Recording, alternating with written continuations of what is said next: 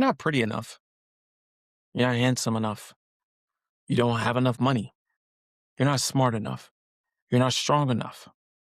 You're not tough enough. You're just not enough. All the things that we've all heard somewhere down the line sometime in our life. But I want to let you know right now that you are. You are enough. You are enough in any room, in any space, in any light that you walk into. You are enough. And enough is enough with putting your own self down. There's going to be too many people in the world that's going to do that for you. So I want to be here and I want to let you know that you are. You are exactly where you need to be in order to get to where you need to be. And you are enough. Our key word for today is believing in yourself. Well, believing, not necessarily believing in yourself, but believe. Y'all know what I meant. But the key word for today is believing. Believing in you. Believing that you can overcome adversity. Believing that you can get to where you need to get to despite what the statistics may say your odds are. I want you to know that it's possible. And I want to show you that it's possible with this special episode of Surviving the Flame. Not only are we going to dive into the life of someone who has defied the odds, who have gone up against adversity head on and is in the process of not only making a positive change in a community that truly needs it, but she's living her dream despite being told that she wasn't pretty enough, that she didn't have enough money, that she wasn't smart enough, that she wasn't good enough. This is my gift to you. My name is Tavion Mickens, and I'm the host of the podcast that you're currently listening to, Surviving the Flame. Now here's a look at some of the previews from today's episode.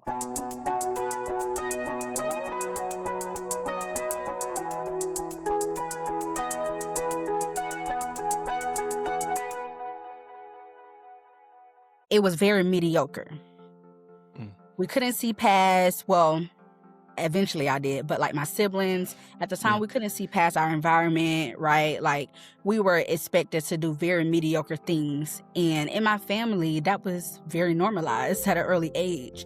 And so as I'm learning more about what it takes to be great and learning more about career paths and things of that nature, I'm realizing like, wait, these things are attainable because not only have other people achieved them, other people have excelled in them. Maybe something big in the sense of, someone just lost a child, someone just wrecked their car and they don't have any way of transportation. Someone just, they just spent their last on whatever the case may be. And now they don't have money for groceries. They don't have, money for rent. They don't have you never know just how making someone smile just for that one moment instantly helps them forget about whatever it is that they're going through. Just for that one moment, because they were able to see the brightness in today. I would say I've always been destined to be a lawyer. Like I've always known at an early age. I think maybe I was 10 or 11, and learning about the death of my dad when I was at age 6, and learning how he passed away due to gun violence. That was a big turning point for me as well. So I thought, maybe I'll be a lawyer and I'll make some type of change in the criminal justice system, even if it's a decimal change. Like at least I can do something. But I would say the thing that really kicked it up a notch is when I became a mom.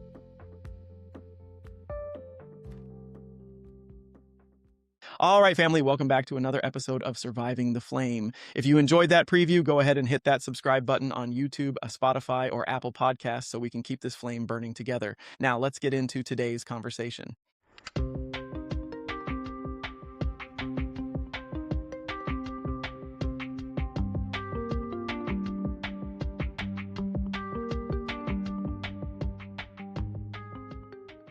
Love it.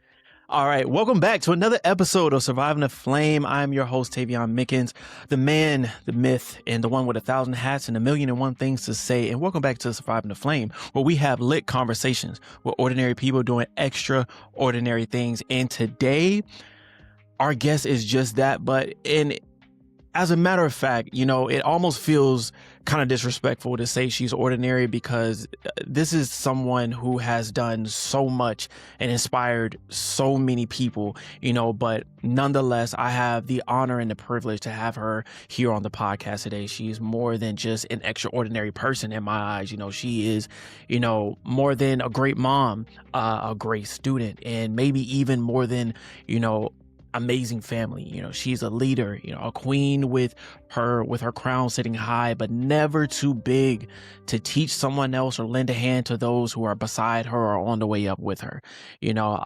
Ladies and gentlemen, children of all ages and stages, even the ones making minimum wages, please give a round of applause because you are in the presence of the history in the making, people. All right, ladies and gentlemen, please welcome to the SCF experience, Miss Curtisa Brown.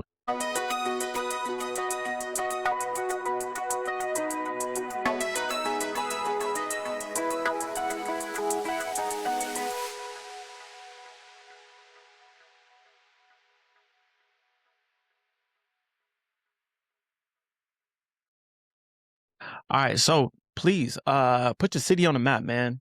Let these good people know, where are you from? For sure. Hello, everyone. Again, I am Curtisa Brown. Thank you so much for that introduction, Tavy. That Oh was yeah, no problem. No awesome. problem. Thank you. Thank you. Um, Sometimes we don't see ourselves as great, so that was very awesome. Thank you. Cool. Guys, I am from Tallahassee, Florida, born and raised. Yes, ma'am. Um, Yes, ma'am. yeah. All right, so tell me a little bit about like what exactly does Tallahassee, when you look at it today versus how you grew up, like what does Tallahassee mean to you? Mm, good question.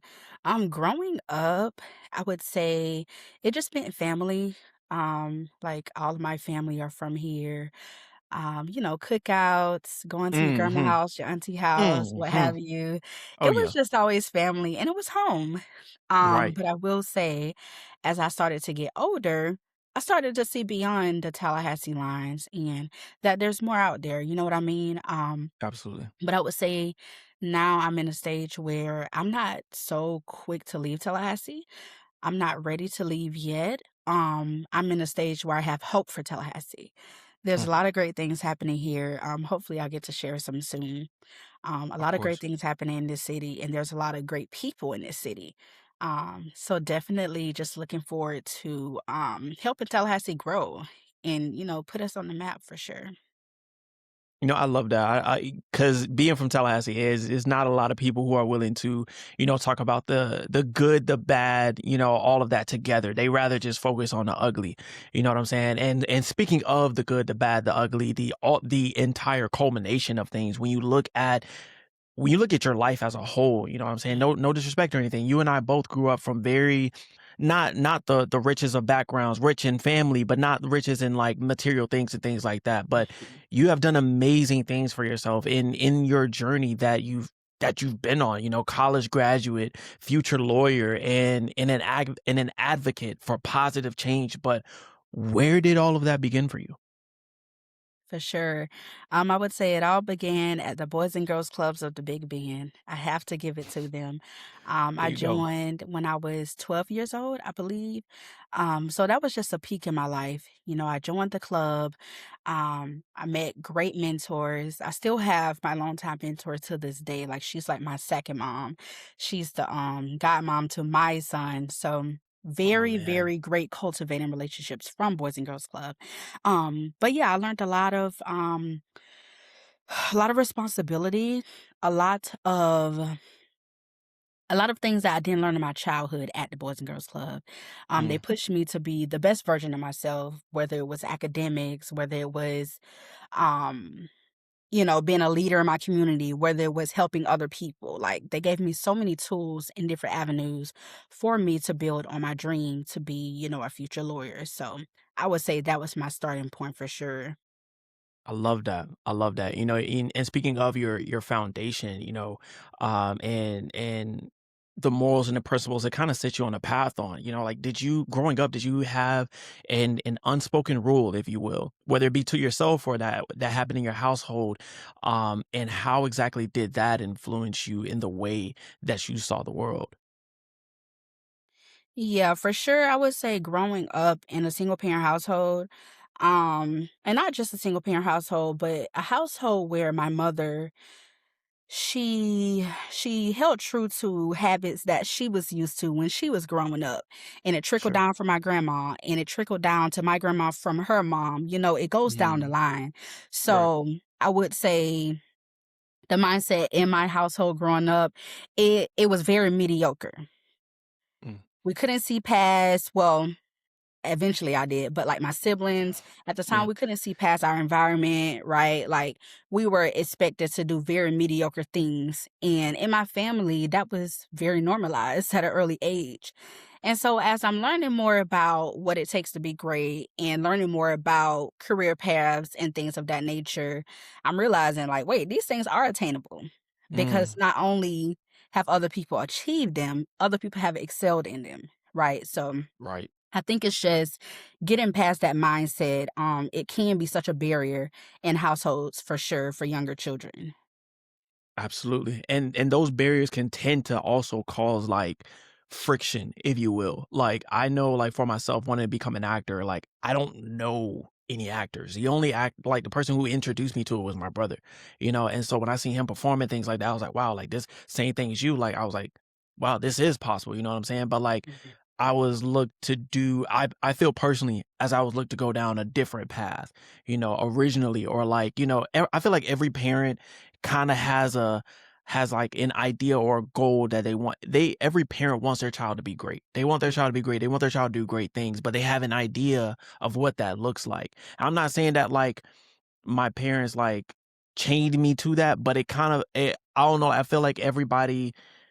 kind of feel like there was a path that they kind of wanted me to go down, you know what I'm saying? And I don't Mhm. think that acting was that, but once they saw my passion for it, it changed to, actually Tavy does have talent, to go do this, that, and the other, you know what I'm saying? But like I said, like, it does create a bit of friction. And sometimes that friction was within yourself, so when was the first time that you realized that, uh, that there was friction, in your childhood or like that life wasn't always going to be a yellow brick road, or an easy path. What was that first flicker of a challenge that you had to navigate through?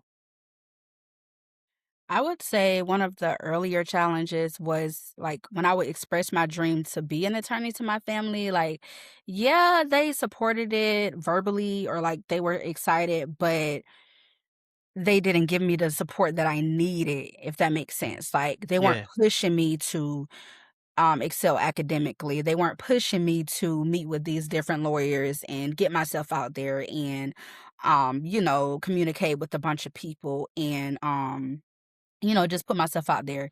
It was very much just like, oh, like, let's brag on Tisa, like, she's gonna be a lawyer, but it was never, like, that Yeah. extra motivation or push that I needed, like, I had to go find that in Mm, other people. So I would say for that was sure. a challenge for sure. And on the flip side of that, I would say the challenge for me for a long time was my family putting so much pressure on me and expectation. So I would tell Ooh, them, felt. I wanna do this, I wanna go to law school, I wanna be a lawyer. So now they have that in their head. Now they sharing that Yeah. with every single person. Yeah. Now the list is on, like, they're like, Yeah. "No, we have a lawyer in the family." Facts. And Right, so right, right. as I'm Mhm. going through personal challenges in college and sharing with them my hardships and stuff like that, most of the time their response is like, well, you got to keep going, or, Yeah.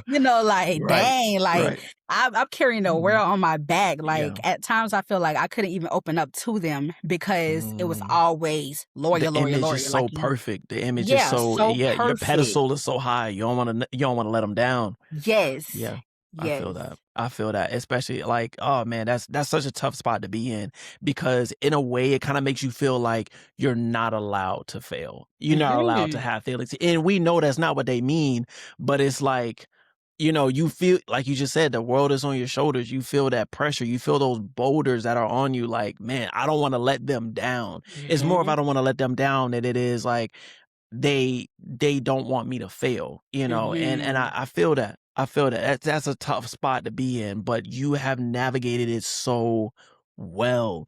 And I'm not even just talking about in the eyes of the public. I'm talking about just in private alone. Like you have held you have held your crown high, you have held your head high, you've held that diploma high, you've held your family high. Like you continue to fight, you continue to push forward. And that's something that a lot of people can struggle with when their whole family in a sense is riding on your back. Like when they not only hear you say you're gonna do something, but you also have the receipts to show them like, "No, I said it and I'm going to do it." You know what I'm saying? That's For sure. such a huge accomplishment, man. So despite how it may have looked in that moment, to you, I can only imagine what it may have looked like, what it may have felt like just from an outsider looking in, man. Like you have shown amazing grace, amazing strength, amazing fortitude, amazing attitude, and just unwavering, you know, like you have done an amazing job, man. And speaking of just how you have grown to where you are now, you know, and we look back at that Tisa that was talking about the dreams that she had and everything like that. Like, could you see yourself here where you are right now as a child? Or like what moment led you to keep moving forward despite all of the chaos, you know, for lack of better terms, that may have been going on around you growing up? Yeah, I would say I've always been destined to be a lawyer. Like I've always known at an early age. I Mm. think maybe I was 10 or 11, and learning about the death of my dad when I was at age 6, and learning how he passed away due to gun violence, that was a big turning point for me as well. So I thought, maybe I'll be a lawyer and I'll make some type of change in the criminal justice system, even if it's a decimal change. Like at least I can do something. But I would say the thing that really kicked it up a notch is when I became a mom. And Ah, that it yeah. was like, once I got that under my belt, like, I was Mhm. unstoppable, like, I already had this tunnel vision, but once I became a mom, it's like, "Alright," like, now I Yeah. really gotta keep going, and it wasn't even about like, "Oh, let me make sure my kid is financially set for the rest of his life." Like, yes, Yeah. that matters, but for me, it was, let me make sure he has the best example for a mom, the best example, the best role model that he could ever have. Like, whether it's personality, characteristics, just, helping people. Like, let me make sure he can say, "My mom is good." There you go. Like, my mom is a good Yeah. person, and he sees me helping others, and he sees me making change, because I feel like that's what we're all here for. Amen. Amen. Absolutely. Absolutely. I feel like there's no better answer to that question. You know, and speaking of that, I know what most people would agree with this, but you know, like when you're going through those hard times, it's like those dark times. I'm talking about the times where only you and God know what's going on. You know, but I think it's safe to say that when you become a parent, it's very easy to view your child as that light. At least I feel like for the parents that I'm growing up with, you know what I'm saying? Like Mhm. you, me, my brother. I feel like, you know, some of my peers even, like when you look at your child and you're still in that dark place, it automatically gets brighter. You know, but I want to know from you, you'll probably agree, but who was who is that person to get you out of those dark places, or what are certain hobbies or habits that you may have to help you get out of those dark places whenever your mind goes there? Yes, it's definitely my son. Like you said, just playing with him, seeing him instantly smile, like it makes me happy. Because it's like, yes, I'm going through these dark times in a moment, but then I'll look at him and like, you know, life is still good. Like there's Yeah, still hope. Like I made this beautiful child. He's healthy, he's happy. So I still try to reflect on the good things in dark times. For sure. Also, some of absolutely. the other things I do is journal a lot. So, like, I'm not gonna lie, every Friday I write down what I've accomplished for the week and I give my own self a pat on the back. Like, I'm There very you big on go. affirmations, very Yeah. big on journaling because that makes me feel better for sure. Absolutely, absolutely. You know, how does a woman sitting here right now, you know, from me today, how does she differ from any other woman that may be walking along the same path?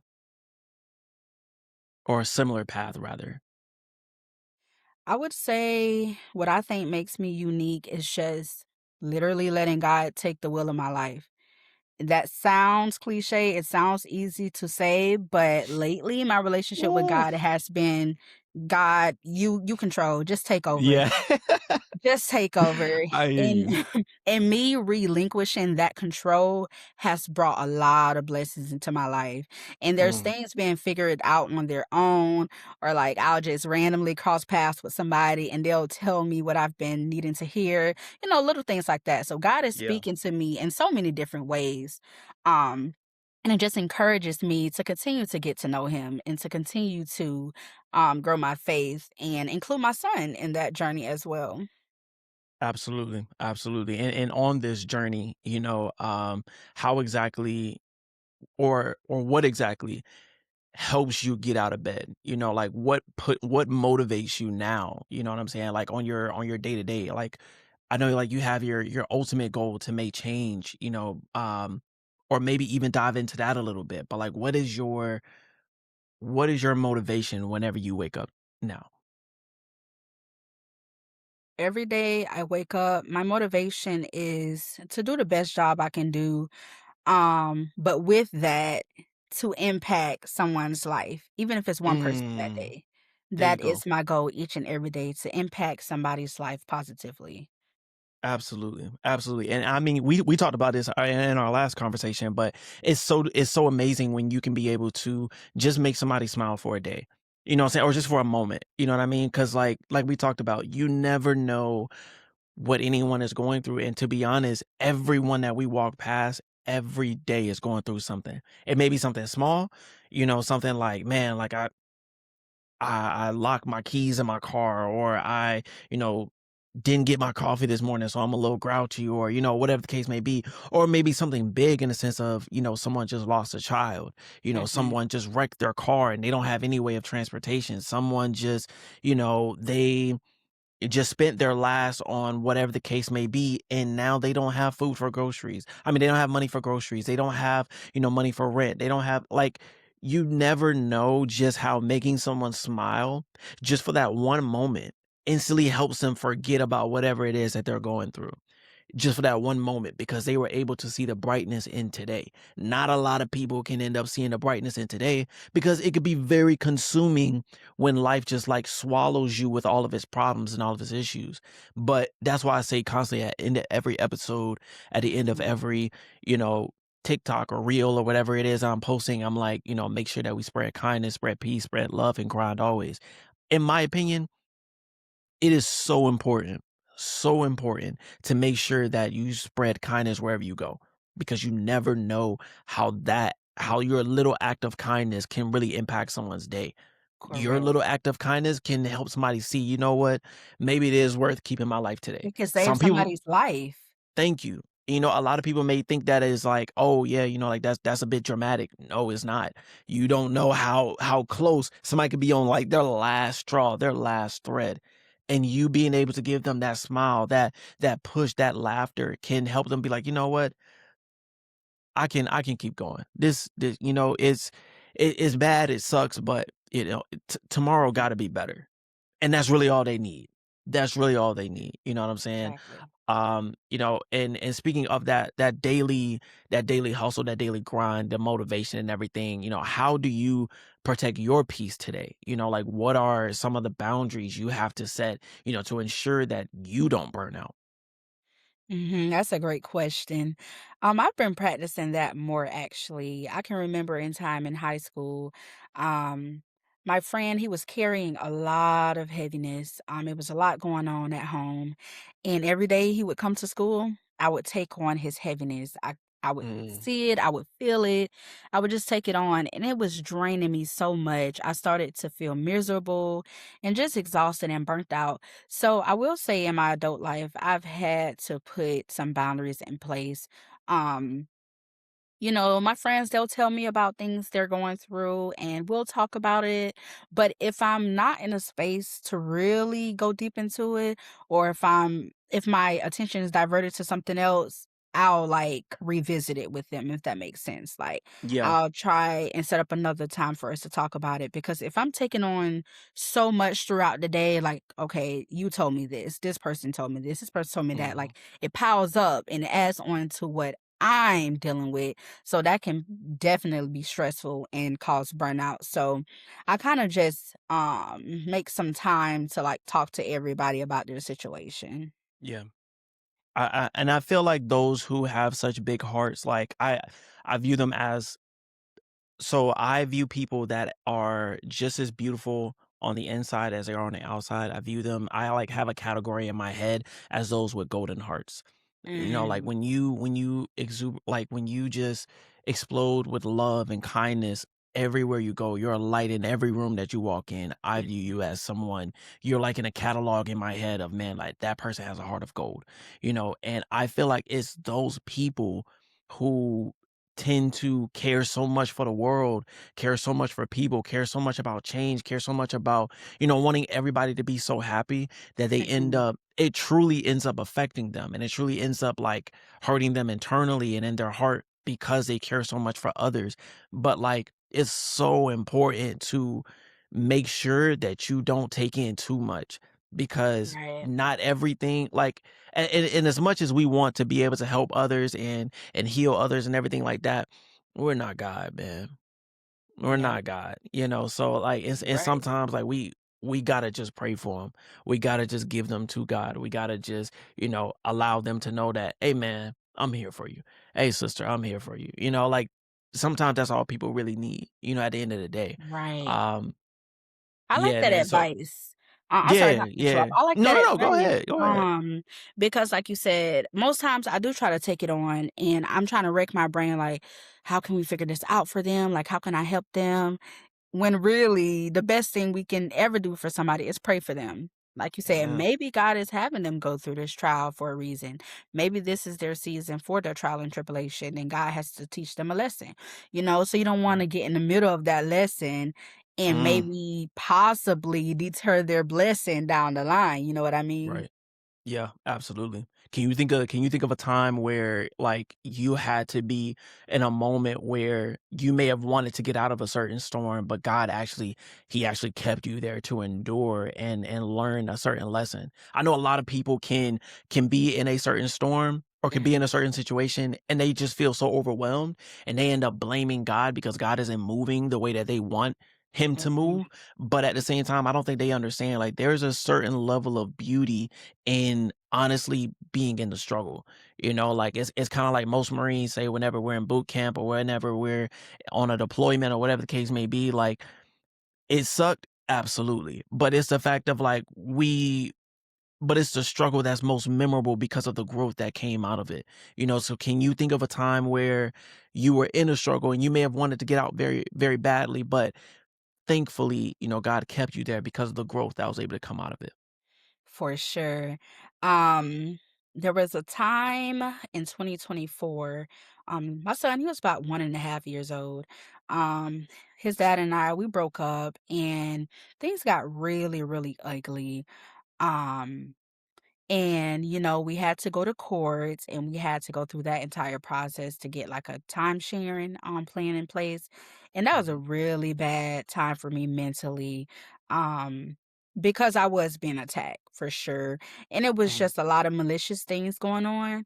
And the way I had to learn how to deal with it is to pray for the person, Mm. because a lot of anger and resentment had started to build up and I started to hate this person, and I mean hate.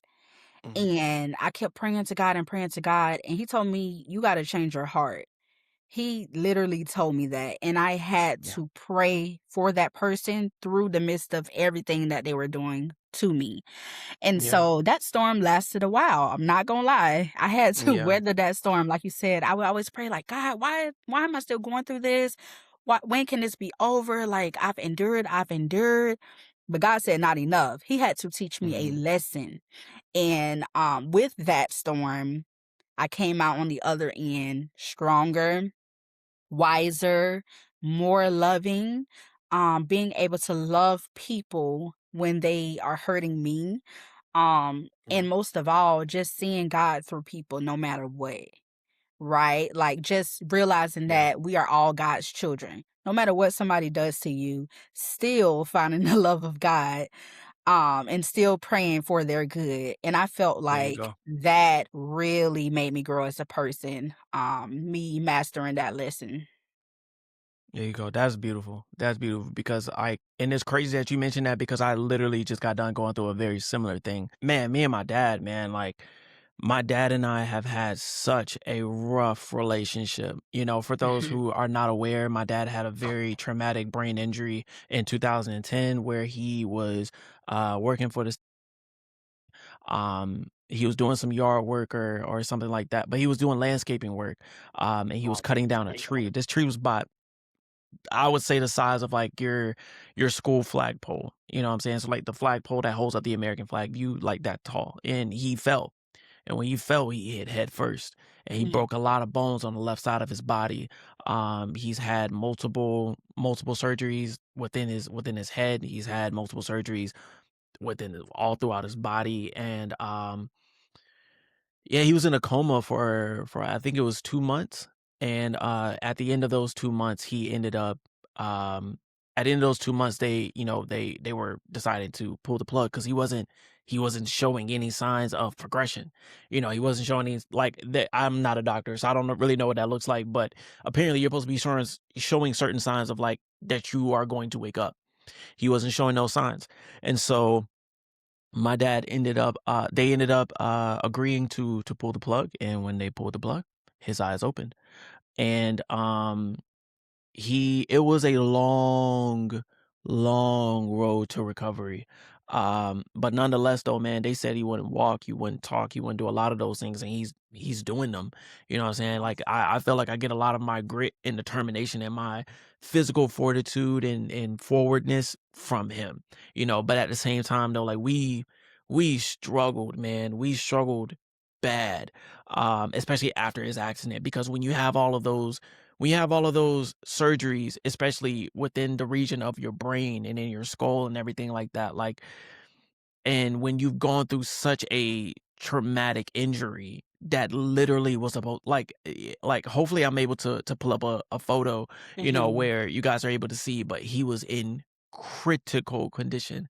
And yeah, after as he was in rehab and everything like that, it was very hard. It was very hard for us to have a bond, period. We argued all the time. There would be times I went to his house, he sent me home because he didn't want me to see him. And I'm guessing he didn't want me to see him in that state and in that stage. And but it was very hard for us to just communicate. You know, I wanted a dad, and him, my biological dad, you know, I wanted him in my life, and he wanted to get better. He didn't want anyone around him while he was struggling. He pushed a lot of people away and this, that, and the other. He was going through a lot. But as a kid, a 10-year-old kid, I don't really care. You know what I'm saying? Like, you're dad, you need to be dad. You know what I'm saying? Like I knew he was injured, but at the same time, I'm young, man. Like I'm not able to really process the severity of I just almost lost my dad. You know, so and it wasn't even like I wanted him to do physical things. I just needed him. And yeah, for years, man, we had struggles so much. But when I turned 18, I stopped talking to him for a while.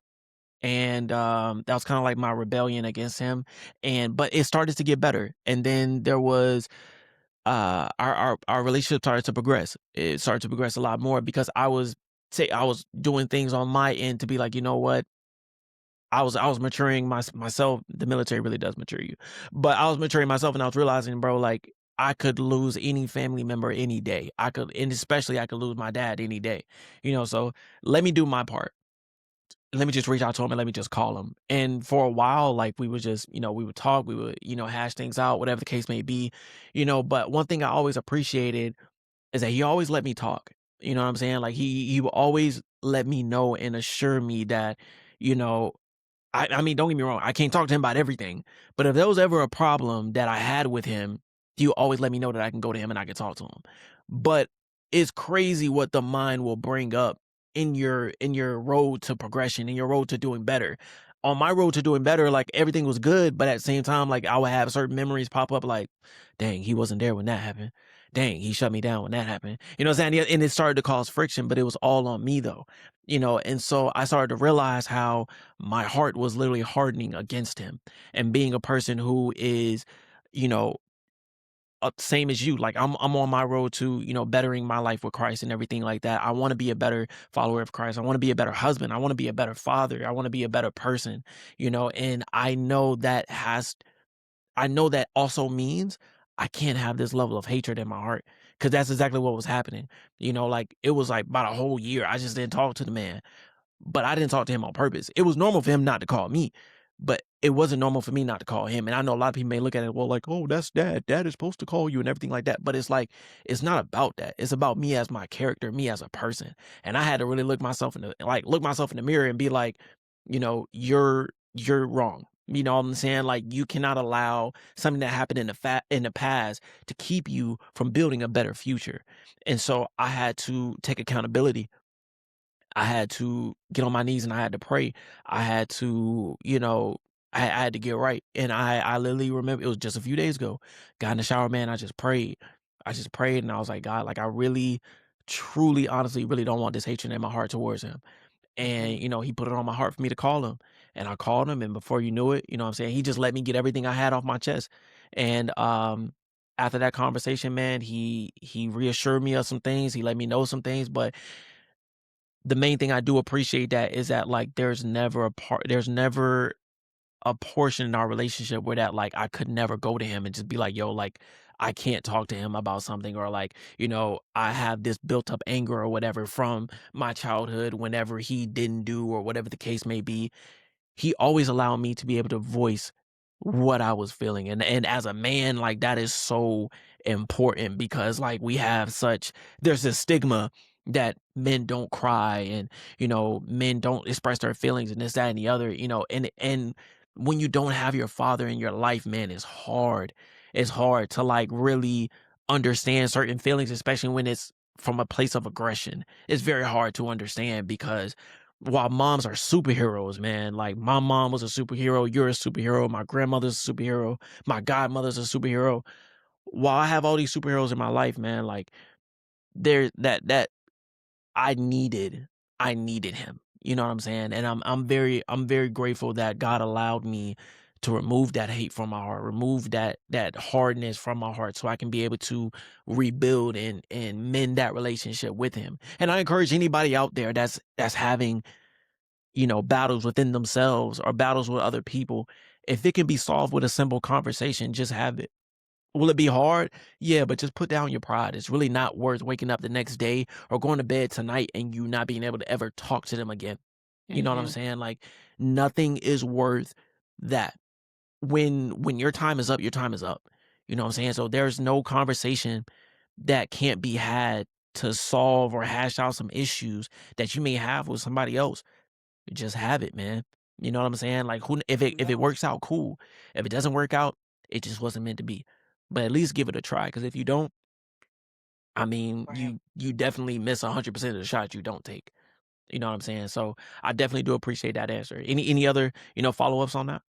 Yeah, I was gonna follow up. I will say with reaching out to your parent, to continue to build on a relationship, I know that's challenging for some people.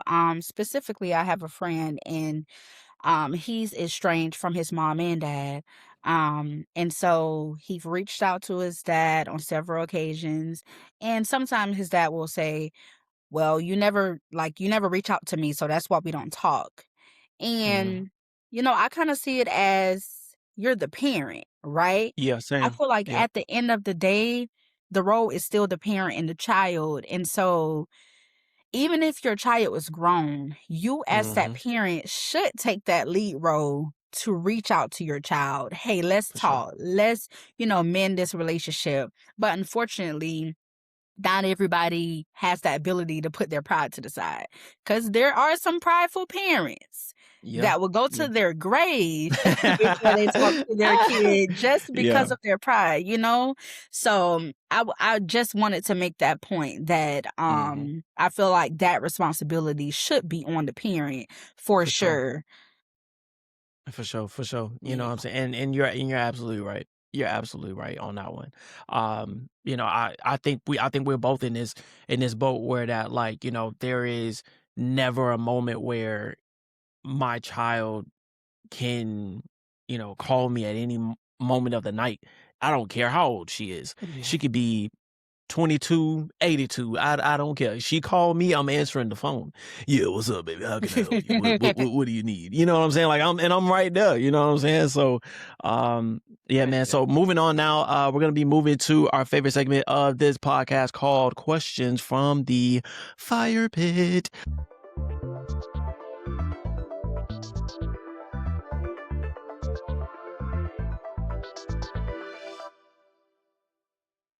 All right, so questions from the fire pit is where we have quick rapid fire questions from our fans, our supporters on social media who send occasionally I'll post a poll, or I'll post a questions box or something like that where people are able to drop questions that they want to be had on the podcast. I take them, and based on the person that I have interviewing, I cherry pick some and I go ahead and I put them out there. So, are you ready? Yes. All right. During this portion, I'm going to throw out some questions. You just answer them as fast as you can. All right. So, question number one: what is a hot take you have that most people disagree with? A hot take that I have, I feel like young moms are equally as amazing. You know, some people look down on moms in their early 20s and what have you, like, oh, is she just a baby with a baby? No. I feel like Girl. us young moms really keep up with it for sure. Hmm. For sure. For sure. What's your comfort song that one, what's your comfort song, or the one that you can, blast at any time, any place, anywhere? Like, that's your Mm. jam. What is that song for you? That's funny. Currently it's A Couple Minutes by Olivia Dean. Ooh, okay now. Okay now. That's my song. All right, all right. What is one food or a food type that reminds you of your childhood? Pasta. Mm. Hey man, I feel like I had pasta all the time. If one pasta, it was chicken. Lord Yeah. Jesus. All right, so what is what is one word that describes your current vibe? Mm. Zen, calm, Mm. There soft. you go. I know I just There gave you go. 3, but yeah. Hey, no, you good. You good. You know what I'm saying? It's all good. What is one habit that you've picked up recently that has changed your life for the better? Planning. Being more effective Mm, with planning. I like it. I like it. What's a habit that you had to destroy to help save yourself? Procrastination. Oh, girl. I'm speaking Oh, now, they ain't ready procrastination. for it. They ain't ready for it. um, if you could have dinner with any woman from history, who are you inviting? History, current, past, present. Who are you having? Oh God. Um, I would say Maya Angelou. She's just very thought provoking. Yes. Oh, that was a good one. I don't know what I was Yes. expecting, but that was a good one. I like that. I like that. Maya. I Yes. got you. I got you. So last one from the fire pit. If you had to describe yourself in 3 words, what would those 3 words be? You as a person, not just your mood. Mhm. My bad. I would say empathetic, Mm,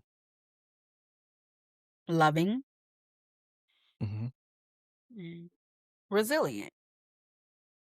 I agree with every single one of those. Yeah, Absolutely.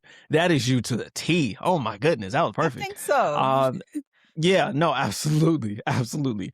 You know, and as we talk about just you as a whole, as a person, the person that you have become, the resilient one, especially, you know, when we look towards the future in this next chapter and the things you're gonna have to be resilient towards and resilient for.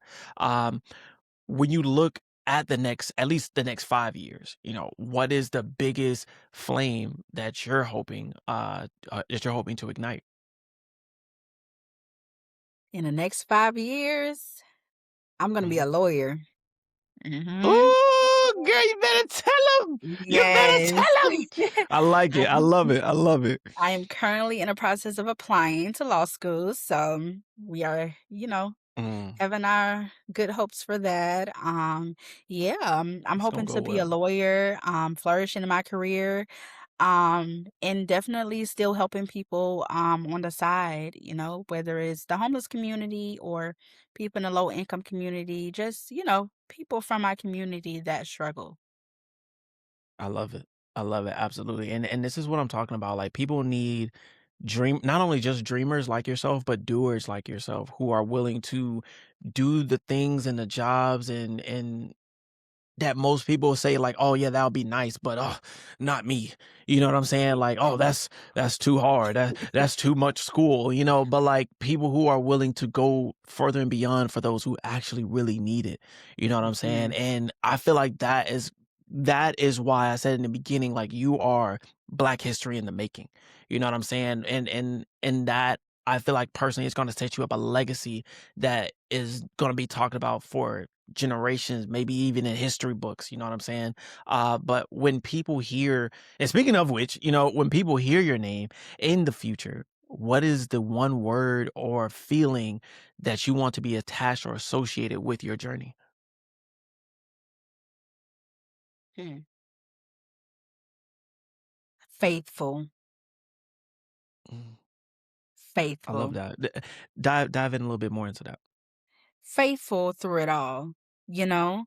Just I always want people to be reminded that no matter what, no matter what challenges I endured, no matter what roadblocks came along the way, I always remained faithful. And I think that that's such a powerful word. Like it Mm, sounds like, okay, faithful, but no. Having faith yeah, you in the go. Lord, and There you go. when it's you and Mm-hmm. God, you crying on that floor, it's real. So It's real. I definitely would like to be associated with faithful for sure. Absolutely, absolutely. You know, and speaking of the future and everything like that, you know, if you could have a time machine, if you will, you know, if you could sit down with your younger self during probably one of the hardest moments, you know, that you faced growing up, whether it be after you lost your dad, you know, or whether it be after being turned down for a certain event, or you know mom said no towards something, you know, what is one thing that you'd whisper to yourself, and why does she need to hear it? I would tell her to stay the course. I would tell her to always have the courage to continue and that you never know what can happen. I know it gets Mm, hard. I know it gets tough. I know sometimes we can't see past our situation in the moment, but just stay the course and just keep pushing and keep striving forward because it'll pay off. right. Right, absolutely. And I feel like that reason behind that is exactly why you're here right now. You know what I'm saying? And as a message, this is the final question we have here.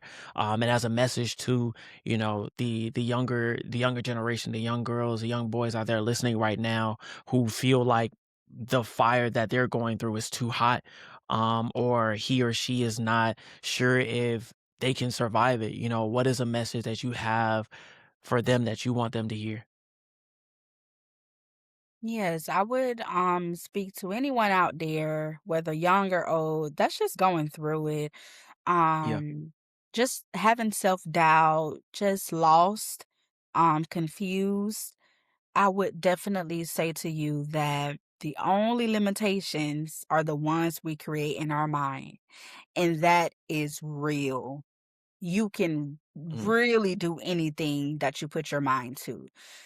But unfortunately, the first roadblock is in our mind. So you have to facts. rewire your thinking. You have to rewire your attitude. How do you wake up? Do you start off talking negatively?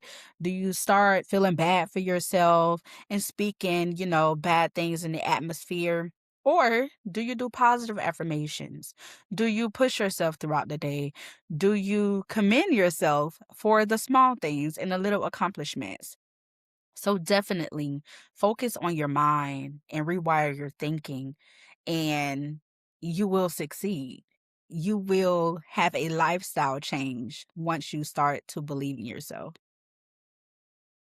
I absolutely love it. And ladies and gentlemen, this is what I'm talking about. This is truly what Surviving the Flame is all about. It's not just about, talking about, the things that we've had to go through. It's not just talking about the downs. It's talking about how do you bounce back.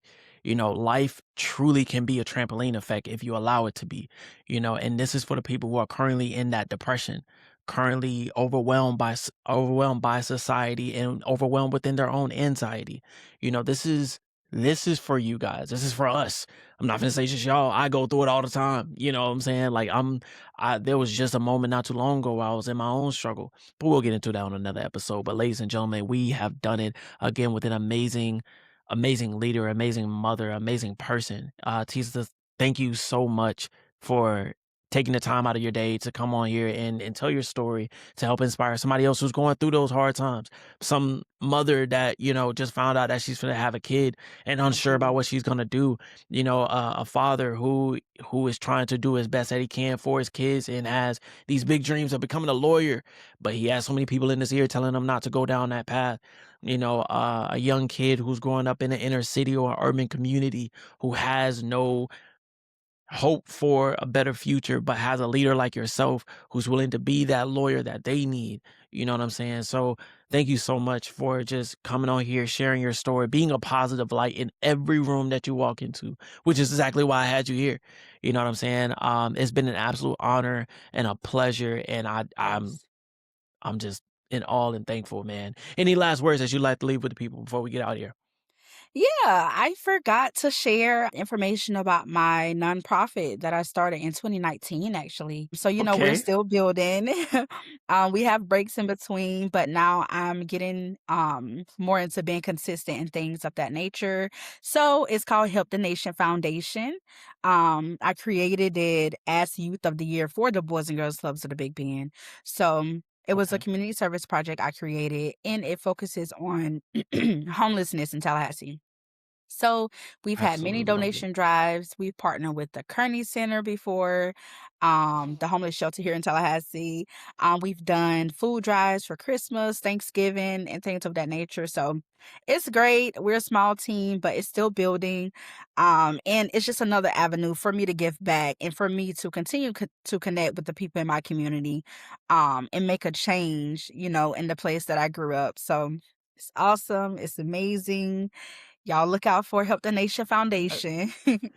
Help the Nation Foundation, man, is on the map, man. How could you not want to stand next to Miss Brown, bro? Come on, man. Come on.